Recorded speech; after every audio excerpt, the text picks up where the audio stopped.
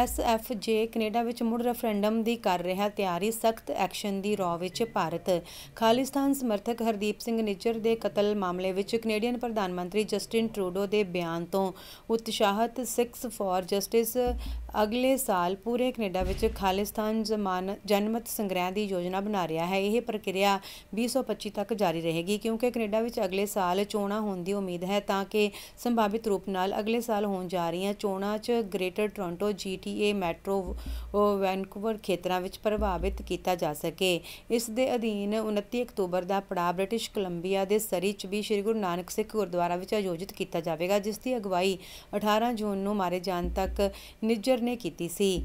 ਅਸਲ ਵਿੱਚ ਜਨਮਤ ਸੰਗ੍ਰਹਿ ਦੇ ਪੋਸਟਰਾਂ ਵਿੱਚ ਆਯੋਜਨ ਸਥਾਨ ਨੂੰ ਨਿੱਜਰ ਵੋਟਿੰਗ ਸੈਂਟਰ ਕਿਹਾ ਗਿਆ ਹੈ। ਦੱਸਿਆ ਜਾ ਰਿਹਾ ਹੈ ਕਿ ਖਾਲਿਸਤਾਨੀਆਂ ਖਿਲਾਫ ਐਕਸ਼ਨ ਲਈ ਹੁਣ Bharat financial action task force ਦਾ ਦਰਵਾਜ਼ਾ ਖੜਕਾ ਸਕਦਾ ਹੈ। ਭਾਰਤ ਦੀ ਕੋਸ਼ਿਸ਼ ਹੈ ਕਿ ਕੈਨੇਡਾ ਖਿਲਾਫ ਮਨੀ ਲਾਂਡਰਿੰਗ ਅਤੇ ਅੱਤਵਾਦੀ ਵਿੱਚ ਵਿੱਤ ਪੋਸ਼ਣ ਤੇ ਕਾਨੂੰਨੀ ਕਾਰਵਾਈ ਕੀਤੀ ਜਾਵੇ। ਲੋ ਵਧਦੇ ਹਾਂ ਅਗਲੀ ਖਬਰ ਵੱਲ।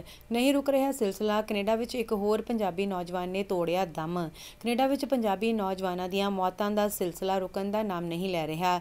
ਜਾਣਕਾਰੀ ਅਨੁਸਾਰ ਪਿੰਡ ਠੀਕਰੀਵਾਲਾ ਦੇ ਰਹਿਣ ਵਾਲੇ ਸਮਾਜ ਸੇਵੀ ਗੁਰਸ਼ਰਨ ਸਿੰਘ ਟੱਲੇਵਾਲੀਆ ਦੇ ਹੋਣਹਾਰ ਭਤੀਜੇ ਅਮਨਿੰਦਰ ਸਿੰਘ ਰਿੰਕੂ ਦੀ ਕੈਲਗਰੀ ਸ਼ਹਿਰ ਵਿੱਚ ਦਿਲ ਦਾ ਦੌਰਾ ਪੈਣ ਕਾਰਨ ਮੌਤ ਹੋ ਗਈ। ਮ੍ਰਿਤਕ ਅਮਨਿੰਦਰ ਸਿੰਘ ਦੇ ਪਿਤਾ ਸਾਬਕਾ ਫੌਜੀ ਸਤਿੰਦਰ ਸਿੰਘ, ਮਾਮਾ ਗੁਰਸ਼ਰਨ ਸਿੰਘ ਅਤੇ ਮਾਸੀ ਮਹਿੰਦਰ ਕੌਰ ਨੇ ਜਾਣਕਾਰੀ ਦਿੰਦਿਆਂ ਦੱਸਿਆ ਹੈ ਕਿ 2018 ਵਿੱਚ ਵਿਆਹ ਤੋਂ ਬਾਅਦ ਆਪਣੇ ਸੁਪਨਿਆਂ ਨੂੰ ਪੂਰਾ ਕਰਨ ਲਈ ਕੈਨੇਡਾ ਗਿਆ ਸੀ, ਪਰ ਉਸ ਦੀ ਅਚਾਨਕ ਮੌਤ ਦੀ ਖਬਰ ਸੁਣ ਕੇ ਪਰਿਵਾਰ ਤੇ ਦੁੱਖਾਂ ਦਾ ਪਹਾੜ ਟੁੱਟ ਗਿਆ ਹੈ। ਮ੍ਰਿਤਕ ਅਮਰਿੰਦਰ ਸਿੰਘ ਆਪਣੇ ਪਿੱਛੇ ਮਾਤਾ-ਪਿਤਾ ਤੇ ਇੱਕ ਭੈਣ ਅਤੇ ਭਰਾ ਛੱਡ ਗਿਆ ਹੈ। ਹਾਲ ਹੀ ਵਿੱਚ ਉਹਨਾਂ ਨੂੰ ਫੋਨ ਤੇ ਸੂਚਨਾ ਮਿਲੀ ਸੀ ਕਿ ਉਹਨਾਂ ਦੇ ਪੁੱਤ ਦੀ ਦਿਲ ਦਾ ਦੌਰਾ ਪੈਣ ਕਾਰਨ ਮੌਤ ਹੋ ਗਈ ਹੈ। ਅਮਰਿੰਦਰ ਸਿੰਘ ਇੱਕ ਪ੍ਰਾਈਵੇਟ ਕੰਪਨੀ ਵਿੱਚ ਕੰਮ ਕਰਦਾ ਸੀ।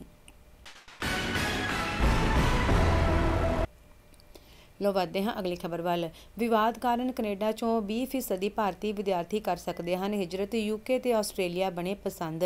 ਅੱਤਵਾਦੀ ਹਰਦੀਪ ਨਿੱਜਰ ਤੋਂ ਬਾਅਦ ਕੈਨੇਡਾ ਤੇ ਭਾਰਤ ਵਿਚਾਲੇ ਚੱਲ ਰਹੇ ਵਿਵਾਦ ਦਾ ਸਿੱਧਾ ਅਸਰ ਕੈਨੇਡੀਆਈ ਵਿਦਿਅਕ ਸੰਸਥਾਵਾਂ ਤੇ ਵੀ ਪੈਂਦਾ ਨਜ਼ਰ ਆ ਰਿਹਾ ਹੈ।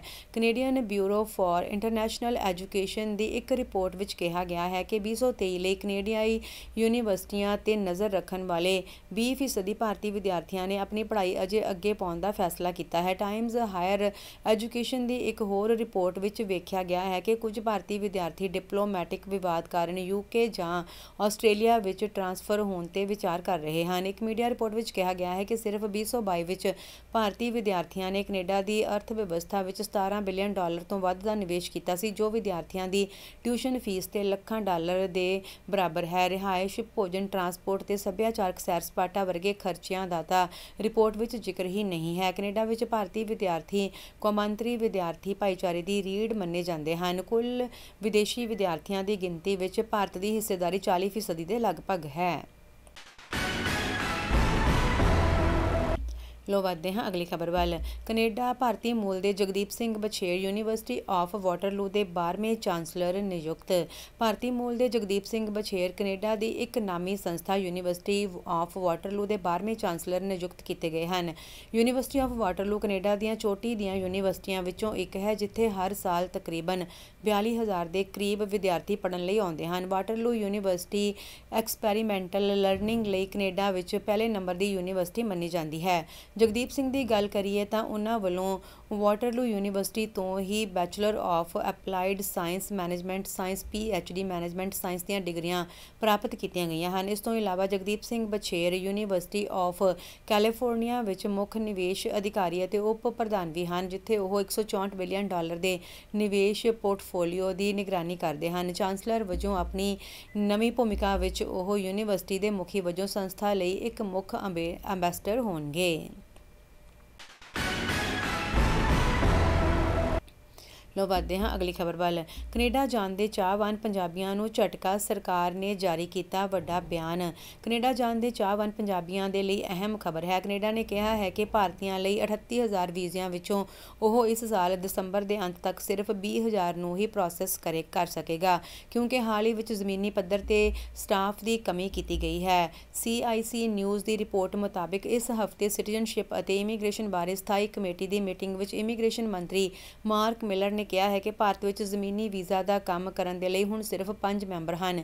Immigration, refugee and citizenship Canada ਜੋ ਵੀਜ਼ਾ ਅਰਜ਼ੀਆਂ ਦੀ ਪ੍ਰਕਿਰਿਆ ਕਰਦਾ ਹੈ ਨੇ ਇਸ ਮਹੀਨੇ ਆਪਣੇ ਸਟਾਫ ਦੀ ਗਿਣਤੀ 27 ਤੋਂ ਘਟਾ ਕੇ ਸਿਰਫ 5 ਮੈਂਬਰ ਕਰ ਦਿੱਤੀ ਹੈ। ਜਦੋਂ ਭਾਰਤ ਨੇ ਕੂਟਨੀਤਿਕ ਸਮਾਨਤਾ ਦੀ ਮੰਗ ਕਰਦੇ ਹੋਏ ਕੈਨੇਡਾ ਨੂੰ ਆਪਣੇ 41 ਡਿਪਲੋਮੈਟਾਂ ਨੂੰ ਵਾਪਸ ਬੁਲਾਉਣ ਲਈ ਕਿਹਾ ਸੀ।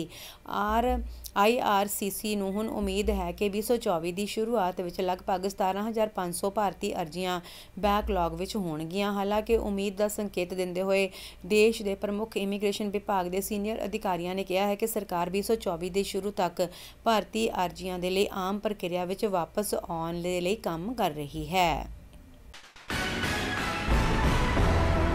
ਲੋ ਵਧਦੇ ਹਾਂ ਅਗਲੀ ਖਬਰ ਵੱਲ। ਪਾਕਿਸਤਾਨ ਪੁਲਿਸ ਨੇ ਇਸਲਾਮਾਬਾਦ ਵਿੱਚ 6 ਨਸ਼ਾ ਤਸਕਰਾਂ ਨੂੰ ਕੀਤਾ ਗ੍ਰਿਫਤਾਰ। ਨਸ਼ੀਲੀਆਂ ਦਵਾਈਆਂ ਬਰਾਮਦ। ਪਾਕਿਸਤਾਨ ਦੀ ਰਾਜਧਾਨੀ ਇਸਲਾਮਾਬਾਦ ਵਿੱਚ ਪੁਲਿਸ ਨੇ ਇੱਕ ਔਰਤ ਸਮੇਤ 6 ਨਸ਼ਾ ਤਸਕਰਾਂ ਨੂੰ ਗ੍ਰਿਫਤਾਰ ਕੀਤਾ ਹੈ ਅਤੇ ਉਹਨਾਂ ਦੇ ਕਬਜ਼ੇ ਵਿੱਚੋਂ 12 ਕਿਲੋਗ੍ਰਾਮ ਤੋਂ ਵੱਧ ਨਸ਼ੀਲਾ ਪਦਾਰਥ ਬਰਾਮਦ ਕੀਤਾ ਹੈ।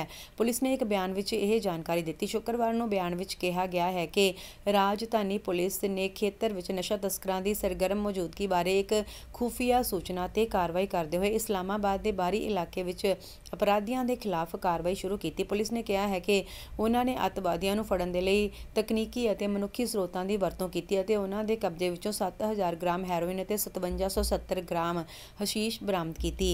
ਬਿਆਨ ਵਿੱਚ ਕਿਹਾ ਗਿਆ ਹੈ ਕਿ ਫੜੇ ਗਏ ਮੁਲਜ਼ਮਾਂ ਖਿਲਾਫ ਥਾਣਾ ਸਦਰ ਵਿੱਚ ਕੇਸ ਦਰਜ ਕਰਕੇ ਅਗਲੇਰੀ ਕਾਰਵਾਈ ਕੀਤੀ ਜਾ ਰਹੀ ਹੈ।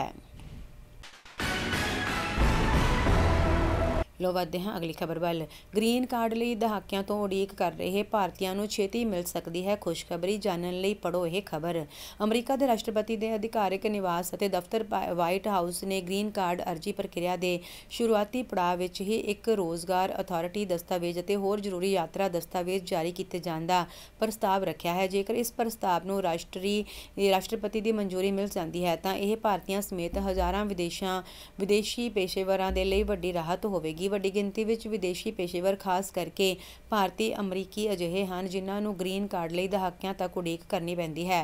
ਗ੍ਰੀਨ ਕਾਰਡ ਨੂੰ ਅਧਿਕਾਰਿਤ ਤੌਰ ਤੇ ਸਥਾਈ ਨਿਵਾਸੀ ਕਾਰਡ ਵਜੋਂ ਜਾਣਿਆ ਜਾਂਦਾ ਹੈ। ਇਹ ਅਮਰੀਕਾ ਵਿੱਚ ਪ੍ਰਵਾਸੀਆਂ ਨੂੰ ਇਸ ਗੱਲ ਦੇ ਸਬੂਤ ਦੇ ਤੌਰ ਤੇ ਜਾਰੀ ਕੀਤਾ ਜਾਣ ਵਾਲਾ ਇੱਕ ਦਸਤਾਵੇਜ਼ ਹੈ ਕਿ ਕਾਰਡ ਧਾਰਕ ਨੂੰ ਦੇਸ਼ ਵਿੱਚ ਸਥਾਈ ਤੌਰ ਤੇ ਰਹਿਣ ਦਾ ਵਿਸ਼ੇਸ਼ ਅਧਿਕਾਰ ਦਿੱਤਾ ਗਿਆ ਹੈ। ਲੋ ਵਧਦੇ ਹਾਂ ਅਗਲੀ ਖਬਰ ਵੱਲ। ਅਮਰੀਕਾ ਵਿੱਚ US ਇੰਡੀਆ ਸਿੱਖ ਅਲਾਇੰਸ ਸੰਸਥਾ ਦੀ ਉਤਸ਼ਾਹ ਨਾਲ ਕੀਤੀ ਗਈ ਸਥਾਪਨਾ। ਉੱਘੇ ਸਿੱਖ ਆਗੂ ਅਤੇ ਅਮਰੀਕਾ ਦੀ ਪੁਰਾਣੀ ਸੰਸਥਾ ਸਿੱਖਸ ਆਫ ਅਮਰੀਕਾ ਦੇ ਚੇਅਰਮੈਨ ਜਸਦੀਪ ਸਿੰਘ ਜੱਸੀ ਦੀ ਅਗਵਾਈ ਵਿੱਚ ਇੱਕ ਨਵੀਂ ਸਿੱਖ ਸੰਸਥਾ US ਇੰਡੀਆ ਸਿੱਖ ਅਲਾਇੰਸ ਦੀ ਬੀਤੇ ਦਿਨ ਹੋਈ ਸਥਾਪਨਾ ਬਹੁਤ ਹੀ ਉਤਸ਼ਾਹ ਭਰੇ ਮਾਹੌਲ ਨਾਲ ਕੀਤੀ ਗਈ। ਅਮਰੀਕਾ ਦੇ ਸੂਬੇ ਮੈਰੀਲੈਂਡ ਵਿੱਚ ਇਸ ਸੰਸਥਾ ਦੇ ਇੱਕ ਵੱਡੇ ਉਦਘਾਟਨੀ ਸਮਾਰੋਹ ਤੋਂ ਪਹਿਲਾਂ ਇੱਕ ਸਮਾਗਮ ਆਯੋਜਿਤ ਕੀਤਾ ਗਿਆ। ਇਸ ਵਿੱਚ ਅਕਾਲੀ ਦਲ ਵੱਲੋਂ ਮੈਰੀਲੈਂਡ ਦੇ ਉੱਘੇ ਸਿੱਖ ਆਗੂ ਹਰਬੰਸ ਸਿੰਘ ਸੰਧੂ ਤੇ ਪ੍ਰਿਤਪਾਲ ਸਿੰਘ ਅਤੇ ਭਾਰਤੀ ਜਨਤਾ ਪਾਰਟੀ ਅਮਰੀਕਾ ਦੇ ਸੀਨੀਅਰ ਪ੍ਰਧਾਨ ਅੜੱਪਾ ਪ੍ਰਸਾਦ ਤੇ ਸਿੱਖ ਵਿੰਗ ਦੇ ਆਗੂ ਕਮਲਜੀਤ ਸਿੰਘ ਸੋਨੀ ਵੀ ਸ਼ਾਮਲ ਹੋਏ। ਆਮ ਆਦਮੀ ਪਾਰਟੀ ਦੇ ਨੁਮਾਇੰਦਿਆਂ ਜਿਨ੍ਹਾਂ ਵਿੱਚ ਜਲਾਲਪੁਰੀਆ ਅਤੇ ਸੁਖਦੀਪ ਅਪਰਾ ਦੇ ਨਾਂ ਸ਼ਾਮਲ ਹਨ ਵੱਲੋਂ ਵੀਡੀਓ ਕਾਨਫਰੰਸ ਰਾਹੀਂ ਹਾਜ਼ਰੀ ਲਗਵਾਈ ਗਈ ਅਤੇ ਇੰਡੀਆ ਤੋਂ ਸਹਿਯੋਗ ਦੇਣ ਦਾ ਪੂਰਾ ਵਾਅਦਾ ਕੀਤਾ ਗਿਆ। US ਇੰਡੀਆ ਸਿੱਖ ਅਲਾਇੰਸ ਦੇ ਫਾਊਂਡਰ ਜਸਦੀਪ ਸਿੰਘ ਜੱਸੀ ਨੂੰ ਸੰਬੋਧਨ ਕਰਦਿਆਂ ਦੱਸਿਆ ਹੈ ਕਿ ਭਾਰਤ ਅਤੇ ਅਮਰੀਕਾ ਦੇ ਵੱਧਦੇ ਸਬੰਧ ਹੋਰ ਮਜ਼ਬੂਤ ਕਰਨ ਦੇ ਲਈ ਸਿੱਖਾਂ ਦਾ ਵੱਡਾ ਯੋਗਦਾਨ ਰਿਹਾ ਹੈ। ਲੋ ਵਧਦੇ ਹਾਂ ਅਗਲੀ ਖਬਰ ਵੱਲ। ਹਮਾਸ ਇਜ਼ਰਾਈਲ ਯੁੱਧ ਦੌਰਾਨ ਅਮਰੀਕਾ ਨੇ ਸੀਰੀਆ ਤੇ ਕੀਤਾ ਹਵਾਈ ਹਮਲਾ।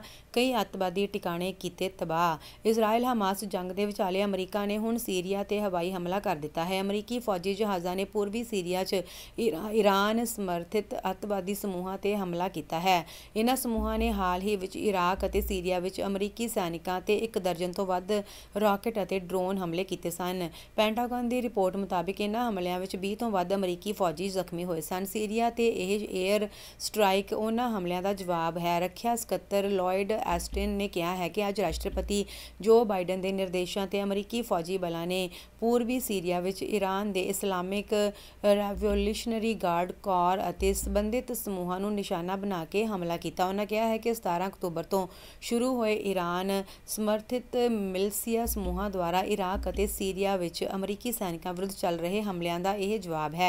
ਉਹਨਾਂ ਕਿਹਾ ਕਿ ਰਾਸ਼ਟਰਪਤੀ ਦੇ ਲਈ ਅਮਰੀਕੀ ਸੈਨਿਕਾਂ ਦੀ ਸੁਰੱਖਿਆ ਤੋਂ ਵੱਧ ਕੇ ਕੋਈ ਤਰਜੀਹ ਨਹੀਂ ਹੈ। ਉਹਨਾਂ ਅੱਜ ਦੀ ਕਾਰਵਾਈ ਨੂੰ ਸਪਸ਼ਟ ਕਰਨ ਦਾ ਨਿਰਦੇਸ਼ ਦਿੱਤਾ ਕਿ ਅਮਰੀਕਾ ਅਜਿਹੇ ਹਮਲਿਆਂ ਨੂੰ ਬਰਦਾਸ਼ਤ ਨਹੀਂ ਕਰੇਗਾ। ਅਸੀਂ ਆਪਣੇ ਸੈਨਿਕਾਂ ਤੇ ਆਪਣੇ ਹਿੱਤਾਂ ਦੀ ਰੱਖਿਆ ਕਰਾਂਗੇ।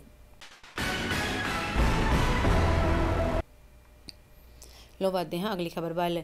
UN ਵਿੱਚ ਇਜ਼ਰਾਈਲ ਹਮਾਸ ਜੰਗ ਸੰਬੰਧੀ ਮਤੇ ਤੇ ਵੋਟਿੰਗ, ਭਾਰਤ ਨੇ ਬਣਾਈ ਦੂਰੀ। ਇਜ਼ਰਾਈਲ ਹਮਾਸ ਸੰਘਰਸ਼ ਨਾਲ ਸੰਬੰਧਿਤ ਮਤੇ ਤੇ ਵੋਟਿੰਗ ਤੋਂ ਦੂਰ ਰਹਿਣ ਵਾਲੇ ਭਾਰਤ ਨੇ ਸੰਯੁਕਤ ਰਾਸ਼ਟਰ ਮਹਾਸਭਾ ਵਿੱਚ ਕਿਹਾ ਹੈ ਕਿ ਅੱਤਵਾਦ ਹਾਨੀਕਾਰਕ ਹੈ ਅਤੇ ਇਸ ਦੀ ਕੋਈ ਸੀਮਾ, ਕੌਮੀਅਤ ਜਾਂ ਨਸਲ ਨਹੀਂ ਹੁੰਦੀ ਹੈ ਅਤੇ ਦੁਨੀਆ ਨੂੰ ਅੱਤਵਾਦੀ ਕਾਰਵਾਈਆਂ ਨੂੰ ਜਾਇਜ਼ ਠਹਿਰਾਉਣ ਵਾਲਿਆਂ ਦੀਆਂ ਗੱਲਾਂ ਨੂੰ ਕੋਈ ਮਹੱਤਵ ਨਹੀਂ ਦੇਣਾ ਚਾਹੀਦਾ। ਭਾਰਤ ਸੰਯੁਕਤ ਰਾਸ਼ਟਰ ਮਹਾਸਭਾ ਵਿੱਚ ਆਮ ਨਾਗਰਿਕਾਂ ਦੀ ਸੁਰੱਖਿਆ ਅਤੇ ਕਾਨੂੰਨੀ ਅਤੇ ਮਾਨਵਤਾਵਾਦੀ ਜ਼ਿੰਮੇਵਾਰੀਆਂ ਨੂੰ ਬਰਕਰਾਰ ਰੱਖਣਾ ਸਿਰਲੇਖ ਵਾਲੇ ਜਾਰਡਨ ਦੇ ਖਰੜੇ ਦੇ ਮਤੇ ਤੇ ਵੋਟਿੰਗ ਤੋਂ ਦੂਰ ਰਿਹਾ। ਇਸ ਮਤੇ ਵਿੱਚ ਇਜ਼ਰਾਈਲ ਹਮਾਸ ਯੁੱਧ ਵਿੱਚ ਤੁਰੰਤ ਮਾਨਵਤਾਵਾਦੀ ਜੰਗਬੰਦੀ ਅਤੇ ਗਾਜ਼ਾ ਪੱਟੀ ਤੱਕ ਨਿਰਵਿਘਨ ਮਨੁੱਖਤਾਵਾਦੀ ਪਹੁੰਚ ਨੂੰ ਯਕੀਨੀ ਬਣਾਉਣ ਦੇ ਲਈ ਕਿਹਾ ਗਿਆ ਸੀ। ਸੰਯੁਕਤ ਰਾਸ਼ਟਰ ਦੀ 193 ਮੈਂਬਰੀ ਜਨਰਲ ਅਸੈਂਬਲੀ ਨੇ ਉਸ ਮਤੇ ਨੂੰ ਅਪਣਾਇਆ ਜਿਸ ਵਿੱਚ ਤੁਰੰਤ, ਟਿਕਾਊ ਅਤੇ ਸਥਾਈ ਮਾਨਵਤਾਵਾਦੀ ਜੰਗਬੰਦੀ ਦੀ ਮੰਗ ਕੀਤੀ ਗਈ ਹੈ ਤਾਂ ਕਿ ਦੁਸ਼ਮਣੀ ਸਮਾਪਤ ਹੋ ਸਕੇ। ਮਤੇ ਦੇ ਹੱਕ ਵਿੱਚ 121 ਦੇਸ਼ਾਂ ਨੇ ਵੋਟ ਕੀਤੀ, 44 ਮੈਂਬਰ ਵੋਟਿੰਗ ਤੋਂ ਦੂਰ ਰਹੇ ਅਤੇ 14 ਮੈਂਬਰਾਂ ਨੇ ਇਸ ਦੇ ਵਿਰੋਧ ਵਿੱਚ ਵੋਟਿੰਗ ਕੀਤੀ।